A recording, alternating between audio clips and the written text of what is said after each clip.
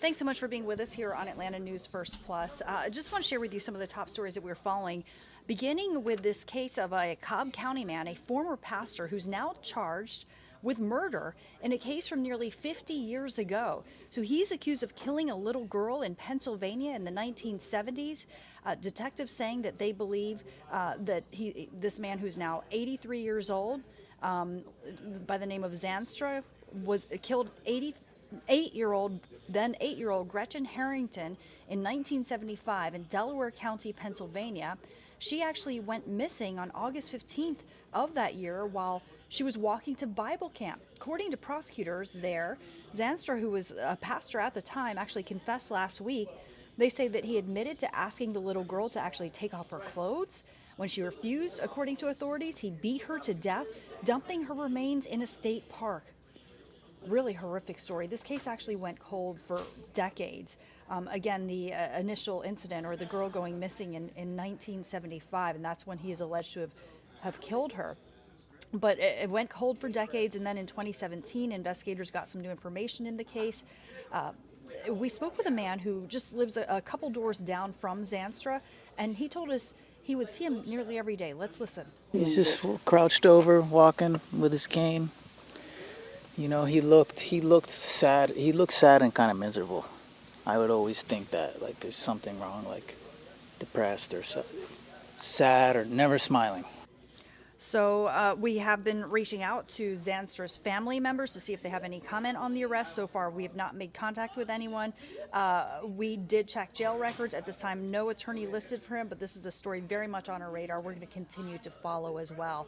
Now, here's another story that we are following very closely as well, involving a former UGA linebacker, Adam Anderson, who is a Georgia native, a one-time NFL hopeful. He has now been sentenced to a year behind bars after a nearly 2-year court battle.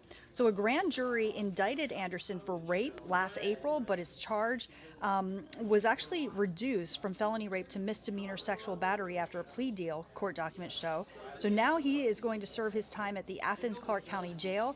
He's a native of Rome, Georgia, originally arrested in November of 2021 after a 21-year-old woman told police that he raped her at a house party in Athens.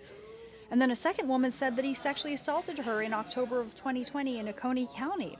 Anderson played for the Bulldogs, Georgia Bulldogs, 2018 to 2021, and he was indefinitely suspended from the team in 2021 after officials learned about the first allegation. But if not for these legal issues, he had been projected to be selected for the NFL draft.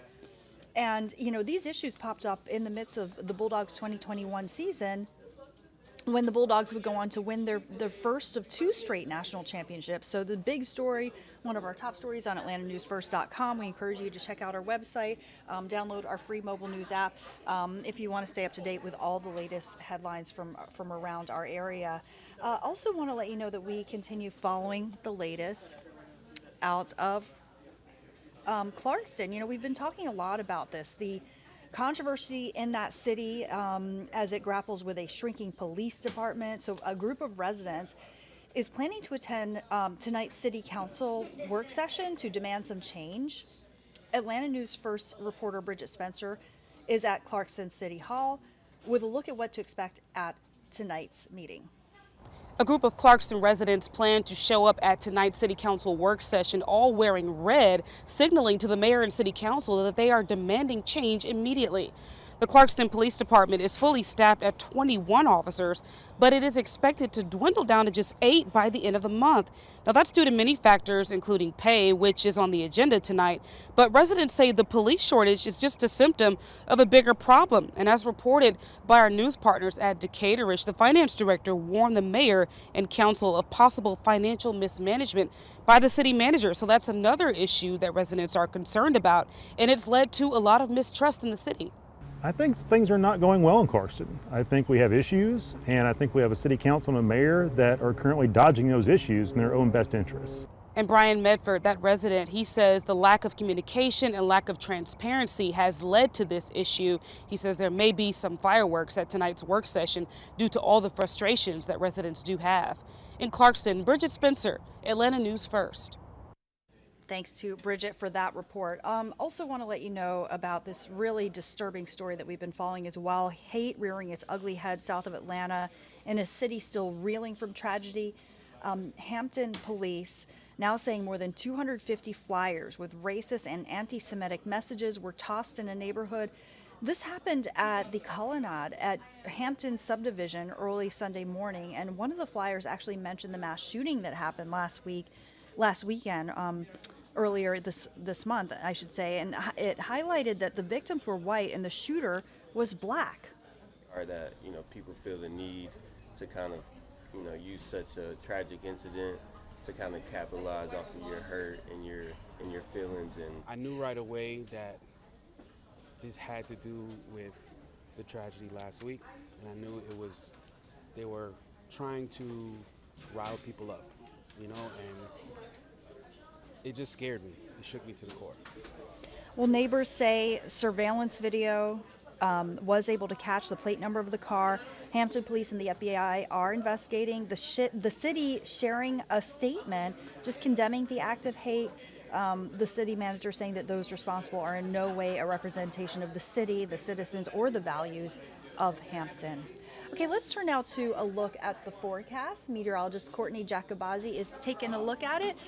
Is this a record that we're seeing right now? So this is a count of the 90-degree days we've had so far in Atlanta, but it is showing a record. 2019, if you lived in Georgia in 2019, you know good and well, it was a scorcher. I think we all melted that year in 2019. It was really hot. We've been very lucky so far this summer to have just a really mild summer. Honestly, we've had 28 days at or above 90 degrees. Normally for a summer, we have 44 here in Georgia, but don't you worry, we have 59 days until fall, but who's counting, right? 91 is the record back in 2019. We had 91 days at or above 90 degrees. Say it 5 times fast. It becomes a tongue twister after a while. Anyway, I'm First Alert Meteorologist Courtney Jacobazzi. We are going to add on to that 28 days of at or above 90 this week. We have a string of 90-degree days on the way, so prepare for it. It's going to be a hot one. Today, low 90s, Atlanta at 94, so just a degree hotter than yesterday. The mountains, you'll still head into the upper 80s. Through the overnight, another comfortable evening. Humidity will still stay fairly low through the evening tonight, so it'll be a really nice start to the morning. A little warmer, but still tolerable, really nice to kick off your Wednesday. As we go through the week, there's going to be 2 high-pressure systems, one that's causing the crazy and excessive heat out west, another that sits out over the Atlantic. It's strong in the summer. We call it the Bermuda High. It can actually steer tropical systems this time of year, but that's going to also move closer and kind of combine with the one out west. And what that's going to do is just turn up the heat here. The way wind rotates around high pressure is clockwise, so we'll be getting more of an easterly, southeasterly flow, which will put us under the influence of more so the Atlantic Ocean. That'll help increase our humidity a little. It'll also help increase our temperatures, so expect a steady string of mid-90s starting tomorrow, upper 90s on the way Sunday. If we do hit 97 Sunday, that'll be the hottest day of the year so far. Now, the good thing about the humidity is it's going to stay tolerable for this time of year. Usually we're in that oppressive and tropical range with dew points in the 70s. They'll hang out more so in the mid-60s this week. So overall, our temperatures that are going to be in the mid-90s will feel more like the upper 90s to low-end triple digits. We're not going to get into heat advisory criteria, which is good. So the humidity won't be so oppressive that you feel like you are just absolutely melting as soon as you step out the door, even if it's 6 a.m. But it's still not necessarily fall-like and comfortable, but just know that we're not going to have any first alerts because we won't have any dangerous heat, but the heat definitely will turn up as we head into the weekend. That humidity will also at least slightly go up. It'll be noticeable, especially after this really nice start to the week we've had. 94 today, 95 tomorrow. With that moisture returning, at least in some fashion, we'll introduce the chance for isolated afternoon storms starting Thursday. Saturday has the best chance for rain. It does look to be in the evening, so we'll have plenty of daytime heating, and then storms could fire up later at night. But overall, heat's the big story. You'll want to water your plants, you want to water your yard, do all the things to keep it growing and green, because the atmosphere is not going to offer that rain for you. So, you might get a stray shower if you do your lucky one. So, heat definitely taking center stage this week. All right, time to go, everyone. I hope you have a wonderful day. Thanks so much for hanging out with us, and we'll catch you here next time.